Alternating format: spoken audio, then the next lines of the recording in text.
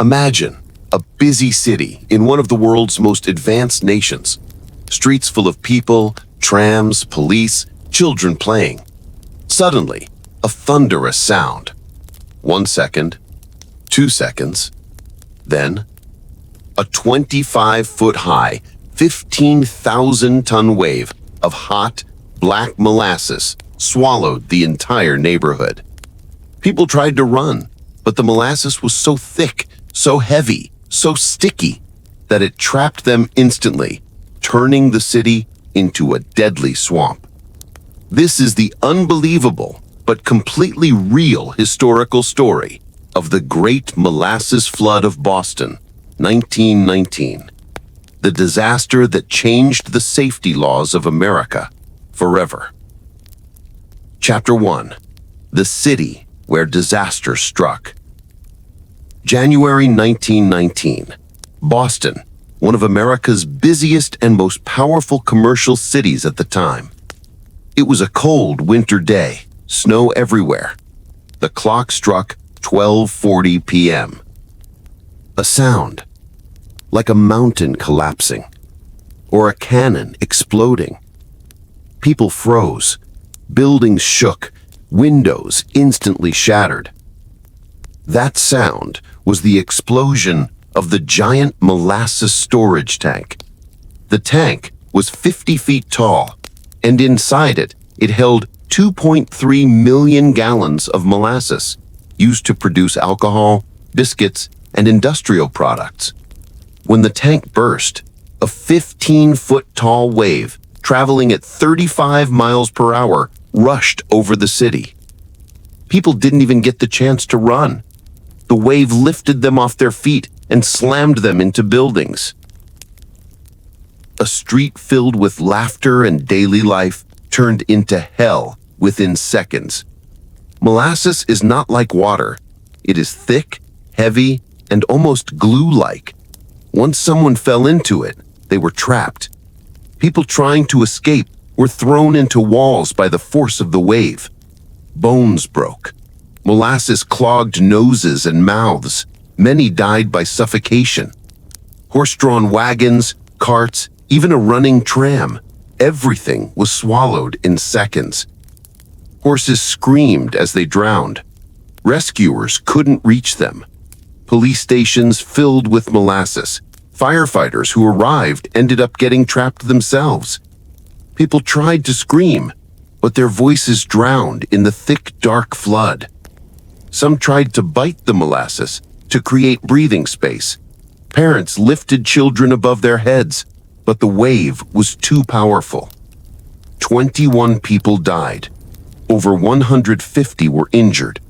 But the real story was just beginning. In the early 20th century, America was racing toward the era of Prohibition. Soon, making or selling alcohol would be illegal. Companies wanted to produce as much industrial alcohol as possible before the ban. Molasses was the key ingredient.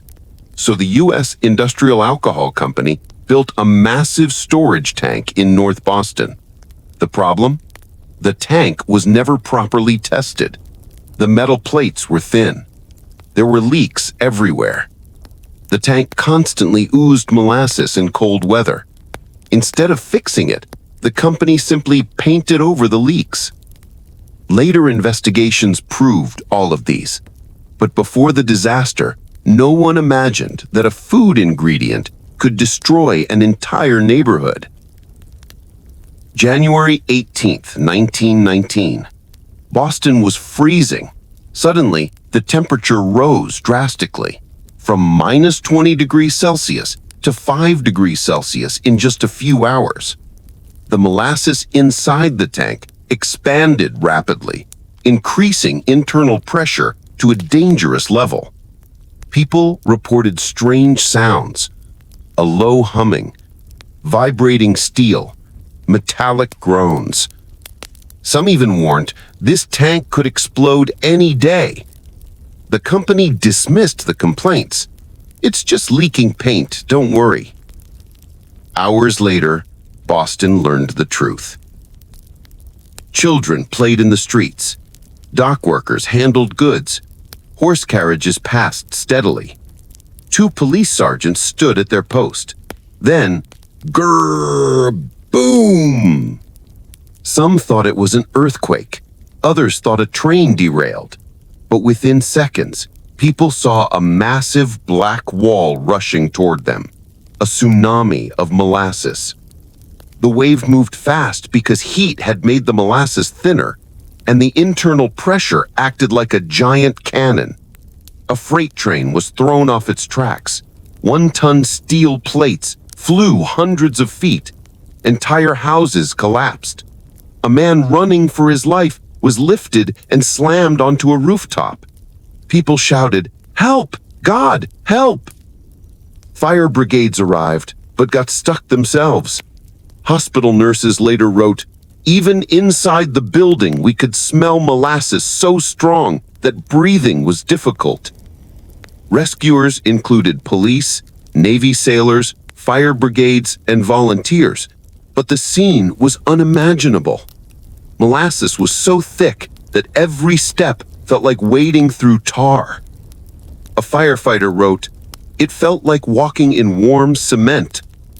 Bodies were found, standing but suffocated, crushed under wagons. Children trapped inside homes, unable to climb out. A dog cried for hours, stuck in the molasses, and rescuers could do nothing. The disaster triggered one of the biggest court cases the U.S. had ever seen. 3,000 pages of reports, 7,000 testimonies, 12 judges, 6 years of hearings. Finally, the court announced, the company is responsible. This became the first major U.S. industrial accident where a corporation was held legally accountable. The company paid $1 million in damages, equal to around $20 million today. This case reshaped American safety laws, mandatory engineering inspections, stress tests, industrial regulations, corporate accountability. In many ways, modern American building codes began here. After the flood, Boston became dark and sticky. Every brick, every wooden plank, every wall and street was coated in molasses. To clean it, workers used salt water, hot water, chemicals, high-pressure hoses. Boston Harbor turned brown for months. Even distant neighborhoods complained of the smell. People said the whole city smelled like molasses. Scientists agree this is one of the strangest disasters caused by human engineering. It led to standardized building codes, safety testing laws, structural engineering reforms, national industrial safety movements. This one incident rewrote America's industrial future. People say that on warm summer days, the smell of molasses still lingers around the old site. Between the cracks of stone, under old wooden beams, tiny traces of the 1919 molasses remain. Every year, a small ceremony is held, a moment of silence for the 21 victims. Boston has moved on, but the memory of that dark, sticky tsunami still haunts the city.